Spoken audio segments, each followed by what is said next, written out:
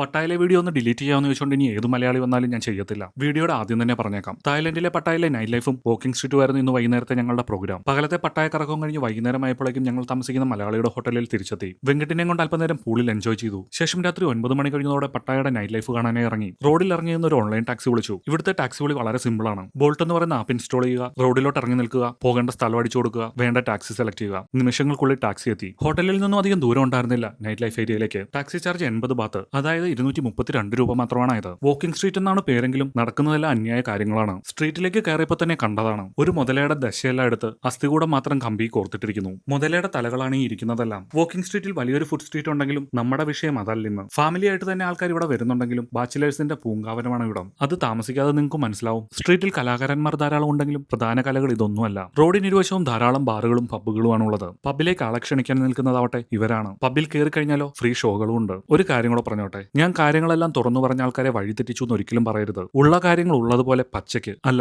കുറച്ചൊക്കെ സെൻസർ ചെയ്ത് പറയുന്നു മാത്രം. ഇവിടെ നടക്കുന്ന കാര്യങ്ങൾ മുഴുവനും കാണിച്ചാല് ഞാൻ പറയണ്ടല്ലോ. മിക്ക ബാറുകളിലും ലൈവ് മ്യൂസിക് ഒക്കെ ഉണ്ട്. ഈ നിൽക്കുന്നവരൊക്കെ ഇങ്ങനെ നിൽക്കുന്നത് കണ്ടുകൊണ്ട് തെറ്റിദ്ധരിക്കണ്ട. ഞാനിപ്പോ ഫാമിലി ആയിട്ട് പോകുന്നത് കൊണ്ടാണ്. ബാച്ചിലേഴ്സ് ഒക്കെ ആയിട്ട് പോവുകയാണെങ്കിൽ നമ്മളായിട്ട് ചെന്ന് കയറി കൊടുക്കണ്ട. അവര് നമ്മളെ വന്ന് കൂട്ടിക്കൊണ്ട് പൊക്കോളും. ലൈവ് ഷോയ്ക്ക് ക്ഷണപത്രവുമായിട്ട് ആൾക്കാർ നിൽപ്പുണ്ട്. കാർഡിൽ ഫോട്ടോയോ ഒട്ടിച്ചാണ് നിൽക്കുന്നത്. ആ കാർഡോ ഫോട്ടോയോ ഒന്നും എനിക്ക് ഇവിടെ കാണിക്കാൻ പറ്റത്തില്ല. ഞാൻ ഈ ഷോ എന്ന് പറയുന്നത് എന്താണെന്ന് ലെജൻസിന് ഒരു പക്ഷേ കത്തിക്കാണും. വാക്കിംഗ് സ്ട്രീറ്റിൽ ധാരാളം റെസ്റ്റോറന്റുകളും ഉണ്ട്. നല്ല ലോബ്സ്റ്റർ ഒക്കെ വേണമെങ്കിൽ കയറി കഴിക്കാം. വാക്കിംഗ് സ്ട്രീറ്റിലേക്കുള്ള പ്രധാന റോഡിലേക്ക് കടക്കുമ്പോഴാണ് പ്രധാന വിഷയം. ധാരാളം മസാജ് പാർലറുകളുണ്ട്. ആർക്ക് വേണമെങ്കിലും കയറി എത്തരത്തിലുള്ള മസാജുകൾ വേണമെങ്കിലും ചെയ്യാം. വലിയ റേറ്റ് ഒന്നുമില്ല. പ്രധാന റോഡിന്റെ ഫുട്പാത്തിലെ കാഴ്ചകളിൽ എനിക്ക് എന്തൊക്കെയോ സംശയം തോന്നുന്നു. ഒരുപക്ഷെ എന്റെ സംശയങ്ങൾ മാത്രമായിരിക്കാം. ഫുട്പാത്തിലെല്ലാം ധാരാളം സ്ത്രീകൾ നിരന്നു നിൽക്കുന്നു. സ്ത്രീകൾ മാത്രമല്ല പുരുഷന്മാരും ഉണ്ട്. ആരെയോ കാത്തു നിൽക്കുന്നത് പോലെയാണ് കണ്ടാൽ തോന്നുക. ചിലർ വന്ന് സൗഹൃദം കൂടുന്നുണ്ട്. ചിലർ വന്ന് ബാർഗെയിൻ ചെയ്യുന്നു. ചിലരാവട്ടെ എന്നെ അടുത്തേക്ക് വിളിക്കുന്നുണ്ട്. തെറ്റിദ്ധരിക്കേണ്ട വേറൊന്നിനുമല്ല, നമ്മുടെ വീഡിയോ കാണുന്നവർ തായ്ലൻഡിലും ഉണ്ടെന്നാണ് തോന്നുന്നത്. നീതുവാണെങ്കിൽ എന്നെ അറിയാത്ത ഭാവത്തിലാണ് നിപ്പ്. നമ്മളെ ഒരു പക്ഷെ പരീക്ഷിക്കുന്നതായിരിക്കും. ഫുട്പാത്തിന്റെ ഒരു വശത്ത് ബീച്ചാണ്. ബീച്ചിൽ ഇരിക്കാനും കിടക്കാനും ഒക്കെയുള്ള പായൊക്കെ വാടകയ്ക്ക് കിട്ടും. ഇനി പട്ടായയിലെ വീഡിയോ ഡിലീറ്റ് ചെയ്യുന്ന പറഞ്ഞ ആരും വന്നേക്കല്ലേ. മാക്സിമം മലയാളികളും വീഡിയോയിൽ പതിയാതെയാണ് ചിത്രീകരിച്ചിട്ടുള്ളത്. ഈ അവസരത്തിൽ പറയാൻ പറ്റുമോ എന്നറിയില്ല. സുഹൃത്തായ ശരത്തിന്റെ സാരഥി ഹോളിഡേസിന്റെ പാക്കേജ് കൊടുത്താണ് ഞങ്ങൾ തായ്ലൻഡിൽ എത്തിയിട്ടുള്ളത്. 14,000 രൂപ മുതൽ പാക്കേജുകൾ ലഭ്യമാണ്. ശരത്തിന്റെ നമ്പറാണ് ചൂടെ കൊടുത്തിട്ടുള്ളത്. പട്ടായയിൽ ഞങ്ങൾ താമസിക്കുന്ന മലയാളിയുടെ ഹോട്ടലിന്റെ നമ്പരും ചൂടെ കൊടുത്തിട്ടുണ്ട്. ഏതായാലും ഇപ്പൊ ഇത്രോ മതി. ഇനിയുണ്ട്, യാത്രകൾ തുടരുകയാണ്.